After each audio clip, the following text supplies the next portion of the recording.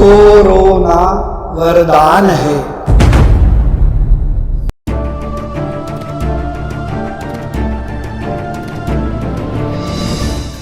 सादर प्रणाम। कोरोना पर सरस्वती सुपुत्रों द्वारा अनवरत काव्य सर्जन गतिमान है। इसी श्रृंखला में धर्म अध्यात्म के शिखर पुरुष, राष्ट्रीय गीतकार, कवि हृदय, परम आदरणीय श्री राजेंद्र गोपाल जी व्यास का कोरोना को वरदान सिद्ध करते हुए विरल और विशद शैली में सुनिए सहज, स्वाभाविक और स्वानुभूत सुमधुर गीत। आप सबको प्रणाम। इस समय के इस संक्रमण काल में मुझे तो फिर से कोई पुराना सतयुग याद आ जाता होगा कि जहां तपस्वी अपनी अपनी कंदराओं में बैठ करके और इस सृष्टि में परमात्मा तत्व क्या है इसके चिंतन में हजारों लाखों ऋषि मुनि आज भी हिमालय की कंदराओं में और प्रकृति की गोद में तपस्याएं कर रहे हो। मुझे तो लगता है पूरा विश्व इस समय तपस्या लीन है। संपूर्ण भारत के घरों में बैठे उन दिव्य आत्माओं को मेरा प्रणाम करते हुए कुछ मन की बात आज इसलिए कहूंगा कि मैं भी 20-25 दिनों से अपने घर के ही इस कक्ष में तपस्यारत हूं। मैं चाहूंगा कि मेरे दिल की बात आप तक पहुंचे। एक नई बात एक नए गीत के माध्यम से आज मैं कहूंगा। कल ही मैंने एक गीत लिखा। हम कहते हैं देवताओं की ताजा फूलों से ही वंदना की जाती है, किसी बासी फूल से किसी देवता का अभिनंदन नहीं किया जाता। मैं संपूर्ण भारतवर्ष में दूर दराज बैठी मेरी उस ऑडियंस को एक नए पुष्प के साथ अभिनंदन इसलिए देता हूं कि मैंने जो एक गीत लिखा है, कोरोना एक महामारी और यूं दूसरे पक्ष में एक वरदान बन के भी आया कि हम प्रकृति के साथ छेड़छाड़ करके इतने अपने आप में निरंकुश हो गए कि पूरी मानवता को एक ही आदेश में ठिकाने लाने का काम इस नेचर ने किया है।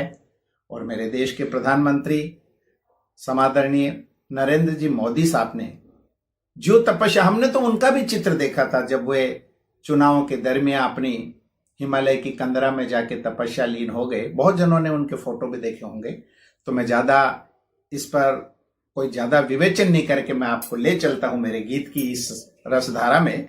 देखिएगा मैं गीत को कैसे शुरू कर रहा हूं। कोरोना एक संकेत है। ऐसा कभी नहीं सोचा था ऐसे दिन भी आएंगे। क्या बात। मैं अपने मूड से गा रहा हूं और आपके भीतर बैठे उस चैतन्य को थोड़ा सा झकझोरूंगा। मित्रों, ऐसा कभी नहीं सोचा था, ऐसा कभी नहीं सोचा था ऐसे दिन भी आएंगे। ऐसा कभी नहीं सोचा था ऐसे दिन भी आएंगे। 24 घंटे चलने वाले वाहन यूं रुक जाएंगे। ऐसा कभी नहीं सोचा था ऐसे दिन भी आएंगे। 24 घंटे चलने वाले वाहन यूं रुक जाएंगे। कोई शोर नहीं सुनते हैं, कहीं आवाज नहीं है, किसी हॉर्न की आवाज नहीं। कभी कहा सुदूर कोई पंछी बोलता है तो उसको हमारे कान ऐसे ग्रहण करते हैं जैसे हम किसी मंत्र को सुन रहे। कोई शोर नहीं सुनते हैं जैसे सब हो गए बहरे। कोई शोर नहीं सुनते हैं जैसे सब हो गए बहरे। वीरान हुए बाजार यहाँ और गायब हो गए सब चेहरे। वीरान हुए बाजार यहाँ सब गायब हो गए सब चेहरे। तो बंद घरों में अपनों के संग, तो बंद घरों में अपनों के संग रहने के ये दिन आए। बंद घरों में अपनों के संग रहने के ये दिन आए। कोरोना की महामारी ने दिन में तारे दिखलाए। क्या मुहावरा होता था, दिन में तारे दिखाई देना। इस महामारी ने हमको दिन में तारे दिखाई दिए। ऐसा कभी नहीं सोचा था, ऐसा कभी नहीं सोचा था। गीत गहराएगा, आपके दिलों तक उतरने का प्रयास कर रहा हूं। दूसरा बंद देखेगा। कम चीजों में जीना है। अब हमने भौतिकता को इतना महत्व दे दिया, वस्तुओं को, हम तो अपनी चेतना के और कॉन्शियसनेस के उस भाव को ही भूल गए। यानी हमने मस्तिष्क का इतना विकास कर लिया कि हमारे हार्ट है ये पता ही नहीं है हमें। अब हमको हृदय की धड़कन भी सुनाई दे रही। हमारी दिनचर्या का सिस्टम कैसे बदला देखिएगा। कम चीजों में जीना है, अब घर में ही व्यायाम करे।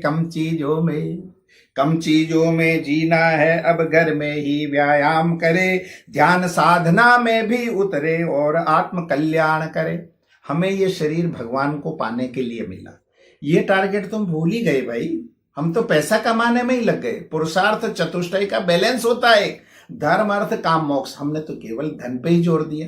तो निवेदन कर रहा हूं, कम चीजों में जीना है, अब घर में ही व्यायाम करे। ध्यान साधना में भी उतरे और आत्म कल्याण करे। घर में रखी पुस्तकें बोले, सबके पास किताबें हैं। घर में रखी पुस्तकें बोले, अब तो हमें संभालो तुम। घर में रखी पुस्तकें बोले, अब तो हमें संभालो तुम। कंप्यूटर और लैपटॉप से हमको नहीं पछाड़ो तुम। हमारे पास लैपटॉप कंप्यूटर इतना आ गया कि सरस्वती की प्रति किताबें हमारे घरों में है भाई, हमें तो पता ही नहीं। हम तो रामायण और महाभारत को भी अब टीवी पर और हम अपने मोबाइल में ही देख रहे हैं। जहां जिस देश के ग्रंथ की पूजा होती है भाई, कोई ग्रंथ भगवान का सीधा श्री विग्रह है, उसकी उपस्थिति मात्र से हमारे घरों में संकट नहीं आता है। तो मैं आपका मोड़ चाहूंगा, कुछ आत्म कल्याण की बात भी करें। घर में रखी पुस्तकें बोले, अब तो हमें संभालो तुम। कंप्यूटर और लैपटॉप से हमको नहीं पछाड़ो तुम। जीवन मूल्य जो हो गए मूर्छित, उनको जिंदा करना है। जीवन मूल्य जो हो गए मूर्छित, उनको जिंदा करना है। करो तपस्या, घर में रहकर मानवता का धरना है। आपने लिमिटेड धरने तो बहुत किए होंगे। मजदूर संघ का धरना है, ये आरएसबी का धरना है, ये शिक्षकों का है। पूरी मानवता इस समय धरने पे बैठी हुई है। क्या पंक्तियां भगवान ने मुझे अर्जित की, और आप इसके सुरीले समझदार हैं। करो तपस्या, घर में रहकर मानवता का धरना है। ऐसा कभी नहीं सोचा था। तो अब आपको सोचना है, क्योंकि सोचना ही परिवर्तन की पहली सीढ़ी है। तीसरा बंद देखिएगा। हमने अपने सुख के खातिर कुदरत को ललकारा था। हमने अपने सुख के खातिर कुदरत को ललकारा था। घर की सज्जा के कारण ही हरियाली को मारा था। इंटीरियर कराने के चक्कर में हमने हरे हरे वृक्षों को, वनों को उजाड़ दिया भाई। क्या किया तुमने? फर्नीचर को इकट्ठा करके, मेरे एक पुराने गीत में याद आता है, हमने घर को गोदाम बना दिया। क्या बात? घर को गोदाम में बदलने की साजिश है, इसको रोको मोहब्बत से मेरी गुजारिश है। एक छंद में ये पंक्तियां भी आती है। तो निवेदन कर रहा हूं, हमने अपने सुख के खातिर कुदरत को ललकारा था। घर की सज्जा के कारण ही हरियाली को मारा था। जगह जगह भूमि को खोदा, इतने ट्यूबवेल कर दिए। 500-700 फीट पर हर दूसरे घर में आपको ट्यूबवेल मिलेगा। भाई पानी का लेवल तो बहुत नीचे चला गया ना जी। अरे पानी का लेवल ही नीचे नहीं गया है भाइयों, इंसानियत का लेवल तो इतना नीचे चला गया है कि इंसानियत मिलती नहीं है। तो हमने अपने सुख के खातिर कुदरत को ललकारा था। घर की सज्जा के कारण ही हरियाली को मारा था। जगह जगह भूमि को खोदा और खेतों का नाश किया। जगह जगह भूमि को खोदा और खेतों का नाश किया। इतनी मीले धुआं छोड़ती वायु का उपहास किया। इतनी मीले धुआं छोड़ती वायु का उपहास किया। इन सब का अब बदला लेने शायद कोरोना आया। इन सब का अब बदला लेने शायद इसलिए आया है, कुदरत का प्रतिनिधि बन के आया ये। आप इसके खिलाफ खड़े मत होइएगा, इसका रेस्पेक्ट करिएगा कि ये अतिथि अगर आया है तो इसको सम्मानजनक अटेंड करके इसको विदा दीजिएगा। इसको शत्रु मत समझिएगा। ये हमारी चेतना को जगाने के लिए कोई वरदान बन के आया। ये पॉजिटिव थिंकिंग है हमारी। अगर आपकी नेगेटिव थिंकिंग आई तो आप इससे लड़ोगे। अतिथि से कभी लड़ा नहीं जाता, ध्यान रखिएगा, ये मेहमान है। तो निवेदन कर रहा हूं, इतनी मीले धुआं छोड़ती वायु का उपहास किया। इन सब का अब बदला लेने शायद कोरोना आया। अब भी संभलो सभी साथियों, नहीं तो जीवन मुरझाया। ऐसा कभी नहीं सोचा था, ऐसा कभी नहीं सोचा था, ऐसे दिन भी आएंगे। अब इन दिनों में आपको करना क्या है? हमारे हक में जो चीज आई है उससे हमें जुड़ना चाहिए। हर जगह विद्रोह और खिलाफत नहीं चलती। और कॉज और इफेक्ट में तो ये तो मान के चलिएगा कि कोई भी समस्या आई है तो उसके पीछे कर्म की बहुत बड़ी फिलॉसफी है। आप आरोप मत लगाइए दूसरे, कहीं तो हमसे गुनाह हुए हैं जब हम इस महामारी के संकट में आए हैं। कारण कोई भी घटना इस अस्तित्व में नहीं घटती है मित्रों। एक और बढ़िया बात देखिएगा, मैं एक आपका मनोरंजन भी कर रहा हूं। हमें कैसे तमीज सिखा रहा है ये वातावरण। स्नान और भोजन को हमने ढंग से करना सीखा है। पहली बार लोगों को भोजन करना आया। अरे आप कमा किसके ले रहे हैं? भोजन के लिए। और मैं देखता हूं कि जो शक्तियां रसोई घर में 1.5 घंटे में भोजन बनाती, हम उसको 7 मिनट में कर लेते। आपने इतने बड़े बाथरूम बनाए, इतने सुंदर, आपने हजारों रुपए के प्रसादन लिए हैं, आप 3 मिनट में स्नान करके बाहर आ जाते हो क्योंकि आपको ऑफिस जाना है, आपको जल्दी है। तो इस कोरोना ने हमको क्या सिखाया? स्नान और भोजन को हमने ढंग से करना सीखा है। स्नान और अब तो चबा के भी खाते हैं।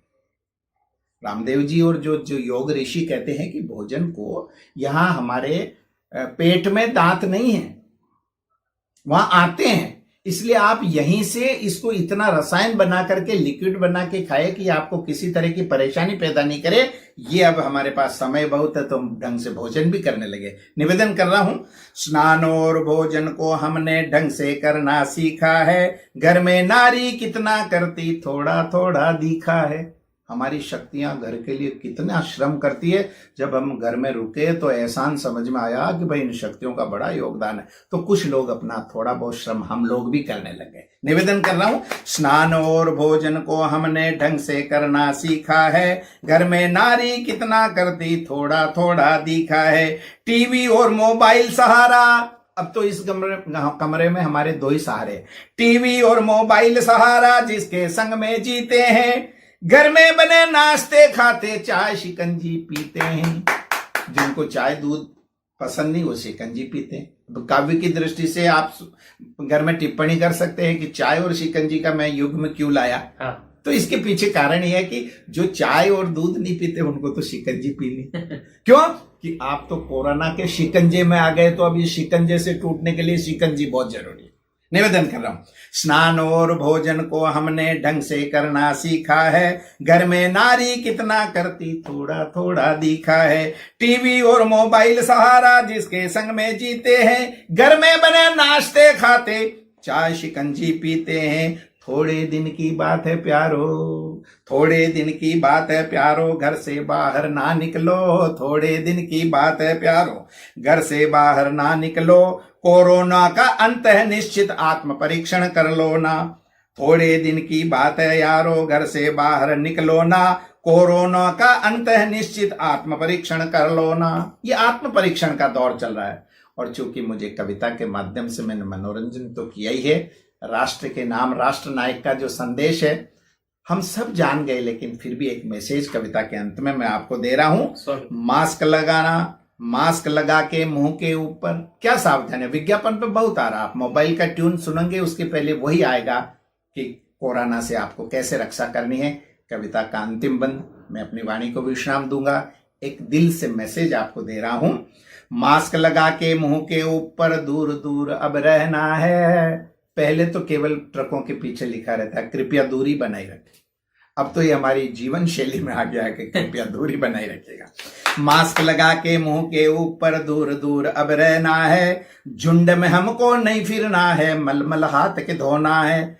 झुंड में हमको नहीं फिरना है, मलमल हाथ को धोना है। खांसी या बुखार छींक हो, खांसी या बुखार छींक हो, या संकट हो सांसों का, दौड़ के ढूंढो कोई डॉक्टर, खतरा है बदमाशों का। जीवन है तो सब कुछ है, पदार्थ काम नहीं आएंगे। देख लो अमेरिका और इटली में पहले हम लोग क्या करते हैं, हम दाम कमाने के लिए दम का नाश करते। दम कहते सांस को। हम सांसों को बेच बेच के, मेहनत कर करके पहले दाम कमाते हैं और लास्ट में दम को बचाने के लिए दाम को खर्च करते हैं। तो पहले अपने सांसें बचाओ ना। हम ज्यादा क्यों कमाते हैं? हमको खर्च करना नहीं आता ना, इसलिए हम ज्यादा कमाते हैं। जिसको खर्च करना आता वो ज्यादा नहीं कमाता, क्योंकि कमाना ही जीवन का उद्देश्य नहीं है। कविता का अंतिम बंद एक बार फिर दोहरा देता हूं। मास्क लगा के मुंह के ऊपर दूर दूर अब रहना है, झुंड में हमको नहीं फिरना है, मलमल हाथ को धोना है। खांसी या बुखार छींक हो या संकट हो सांसों का, दौड़ के ढूंढो कोई डॉक्टर, खतरा है बदमाशों का। जीवन है तो सब कुछ है, जीवन है तो सब कुछ है, वरना सारा शमशान है। जीवन है तो सब कुछ है, वरना सारा शमशान है। कोरोना संग जंग छिड़ गया, आया ये मेहमान है। कोरोना संग जंग छिड़ गया, आया ये मेहमान है। ऐसा कभी नहीं सोचा था, ऐसे दिन भी आएंगे। 24 घंटे चलने वाले वाहन यूं रुक जाएंगे। कोई शोर नहीं सुनते हैं, जैसे हो गए सब बहरे। वीरान हुए बाजार, यहाँ पर गायब हो गए सब चेहरे। तो बंद घरों में अपनों के संग रहने के ये दिन आए। बंद घरों में अपनों के संग रहने के ये दिन आए। कोरोना की महामारी ने दिन में तारे दिखलाए, ऐसा कभी नहीं सोचा था। आपने मेरे गीत को सुना, आपके भीतर बैठे चैतन्य को एक बार फिर प्रणाम करता हूँ।